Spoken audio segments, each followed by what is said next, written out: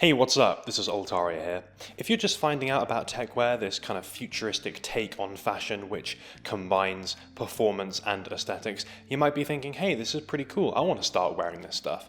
And that's great, but what's next? It can be quite daunting or even intimidating to start getting properly involved in this style because not only does it feel like Techwear has a very rigidly defined aesthetic that you have to subscribe to, but also like there are certain other criteria that you have to meet in order to be considered Techwear, or like you have to wear a whole outfit as some kind of costume rather than just regular clothing. The latter of which is very much perpetuated by Instagram now and is even a trap that I've fallen into in the past. So I want to hit you with some tips for approaching this kind of style without having to drop thousands of dollars on the edgiest tech ninja gear you can, or feeling like you have to buy 101 different items before you dare step out of the house wearing a Techwear outfit. Ultimately, I think Techwear can be approached in the same way as any other kind of fashion, and I want people to make smart purchases and buy things that are going to be right for them, rather than, I don't know, just going sicko mode on techweardude69.net and hope that everything looks as good as it does in the product pictures, because it probably won't.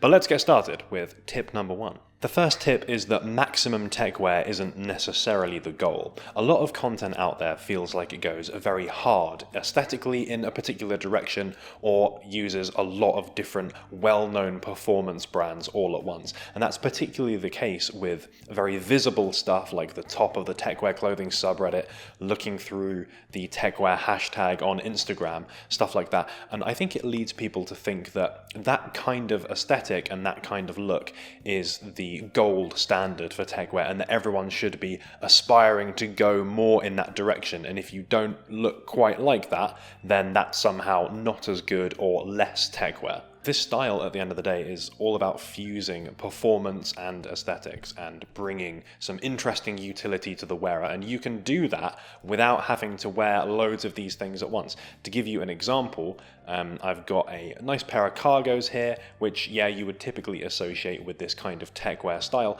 but everything else, very, very plain. It's the kind of thing that you would probably find in your own wardrobe. A plain t-shirt, a pair of white Air Force Ones. It doesn't get more regular than that. But I think this still works great. It elevates a classic streetwear outfit, makes it that little bit more futuristic. You're getting the benefit of some of those technical elements without having to fully clown costume yourself up. And I'd argue, in fact, that something like this, a very minimal and a very easy to wear take on this style, actually looks better and is certainly more wearable than those very costume looking fits where people are walking around with chains and plate carriers and weapons and stuff like that as well. Then of course it's your choice whether to build on that technical aesthetic over time or add more performance elements, or not. Either of those is of course equally valid.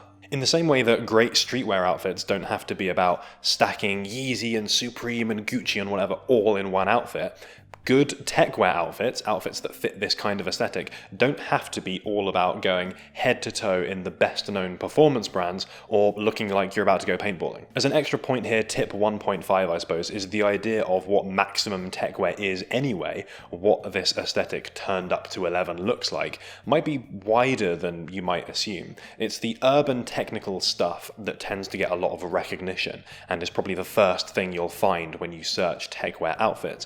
But within this space there are all kinds of equally valid looks and styles which can be quite different from each other. The classic acronym inspired urban technical look, sure, but you've also got the more dystopian things, people imagining futuristic outfits in a world gone awry. You've got the gorpcore side of things where people are looking at those technical outdoor performance brands but giving it a more fashion influenced twist. You've got people who are really aiming to go under the radar and very minimal styled outfits, but still with those more concealed performance elements, which tends to be known as grey man. And you can go super hard in one area if you want to and really nail down a particular aesthetic. You can mix and match things from all kinds of different places and take inspiration from different areas if you want to. All of these different styles and looks and pieces all exist within this big sphere of performance fashion, technical fashion, techwear, whatever you want to call it. No one is better than the other. Tip number 2, always wear your cargo socks. You never know when you're going to need that extra carrying capacity. Alright, just kidding. Actual tip number 2 is pants are your friend. For a lot of people, outerwear is the star of the Techwear show. You've got those highly visible and recognizable jackets, like the acronym J1A, the Nike Lab ACG Alpine, and on top of that, things like holsters and bags, which occupy that similar kind of space and provide that extra visual detail. So up top tend to be where people look first. No doubt these things are a key part of those looks where they appear, but I actually think that pants can give a real benefit to anyone and thus make a great starting point for this kind of style. Part of the reason I've already spoiled a bit in the first tip is that they can just be so versatile. I think they help dispel that idea that you need to go shopping for the entire Techwear costume before you step out of the house. I think just a pair of cool technical pants on their own can do a good job of giving you a taste of this kind of aesthetic, whilst blending in quite nicely with the things that you probably already own. And that's regardless of what kind of style speaks to you, whether you're opting for some kind of heavily tactical looking piece of clothing that has a lot of pockets and straps and things like that, or something that's more in the other direction where you're looking at sleek, minimal kinds of aesthetics. Both of those kinds of items can be paired up with fairly minimal or fairly simple things and be styled very easily, but still look good and still be effective. And just as they're versatile aesthetically, they also have a lot of wearability, I think. Your average pair of pants can be worn in most temperature ranges, indoors or outdoors, and if they're water resistant, come rain or shine as well. You could find yourself getting a lot of mileage out of one pair of pants. And for someone that's just getting started in this kind of style, that's a great quality to have. Pants also allow you a good ability to experience some of those performance elements associated with this style, from advanced construction and articulation to give you great freedom of movement and extra comfort, to interesting materials. You've got things like dry skin or stots, which can give you water resistance and breathability, and just generally be pretty comfortable to wear.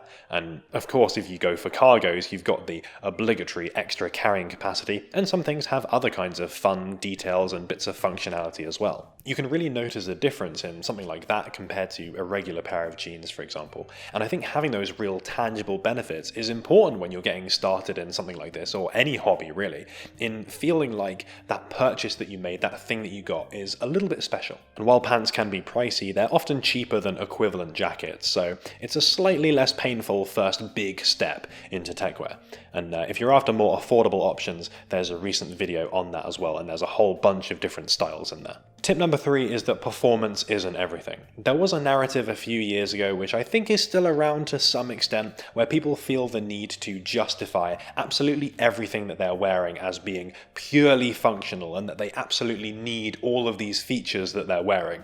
And they're not doing it because it looks cool. People will talk about, the water resistance of my jacket, and I've got all these different pockets so I can carry XYZ different items. I've got my USB necklace so I can transport my secret files. Techwear, of course, is all about the fusion of performance and aesthetic elements and how those two can kind of work hand in hand, but that doesn't mean that you're not allowed to have fun with this stuff. Because I'm going to let you in on a little secret here. A lot of these highly technical looking outfits from which this style and this kind of terminology is derived are far over and above what people literally need them for.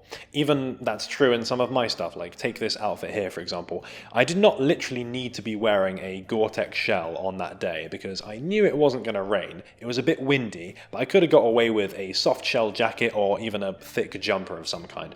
I picked that jacket because I thought it was cool, I liked it in the outfit, and I wanted to wear it.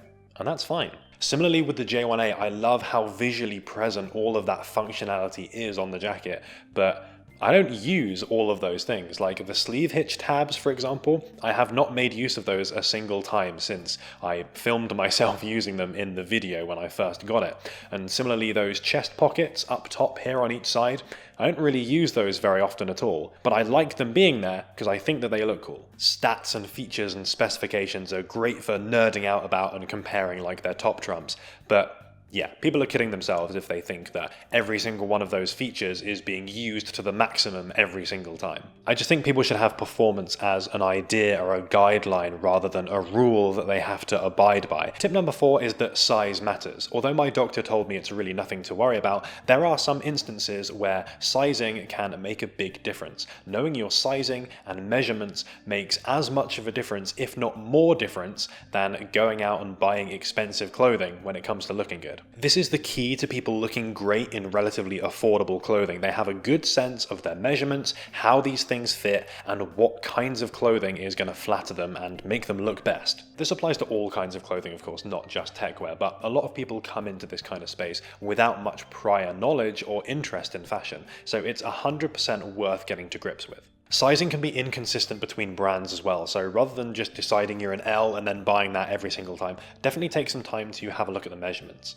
The best way to do this is compare against something that you already own and fits you well, and that will give you a good sense of how those sizes differ. Dialing in the fit of things is going to help clothing look way better, and you're also going to be more comfortable in it. You're not going to be like really constrained by everything that you're wearing, nor is there going to be loads of saggy material flapping around, unless of course that's what you're going for. Provided you're buying from somewhere with a good returns policy as well, definitely consider buying a couple of sizes and then you can compare what one's going to fit you better. That can also help if you're relatively new to this kind of style. Some things as well are just going to fit differently by design. Bomber jackets will come up a little bit cropped often, drop crotch pants are going to have very short looking inseams.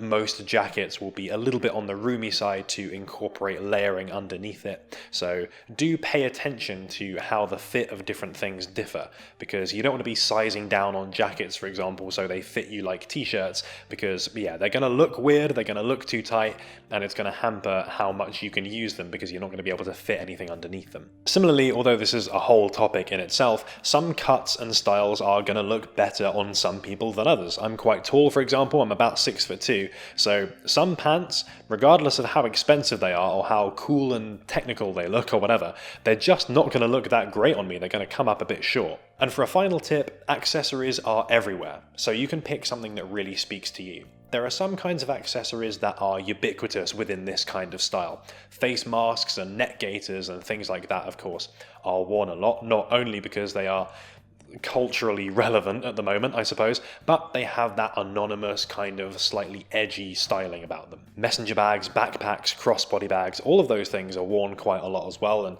come with very different looks as well as different levels of functionality. But aside from that, there are so many different things and different kinds of accessories that you could consider that it's really up to you what kinds of things you want to focus on.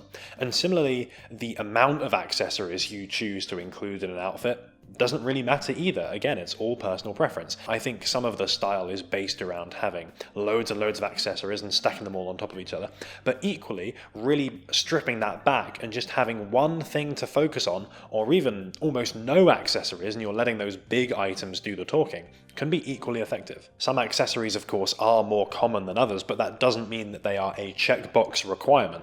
If you don't need or you don't want a messenger bag, you don't like the look of them, then you don't have to wear them. Messenger bags are probably the most common type of bag in this style, but personally I tend to wear backpacks quite a lot because I prefer them. This is another topic where there are whole videos about all the kinds of different accessories that you could incorporate or explore in some way. So I'll leave a link to a video back in January which included quite a few different things, many of which I'm still wearing a lot at the moment. But back past that, that bag jack and spider backpack I've worn loads for absolutely years. More recently I bought a acronym 3A as well, little messenger bag, so that's going to see some use as well for sure. And that just about does it for these tips. Let me know if there was any one in particular that stood out to you, or any particular area maybe that you feel I didn't speak about as much as I could have done.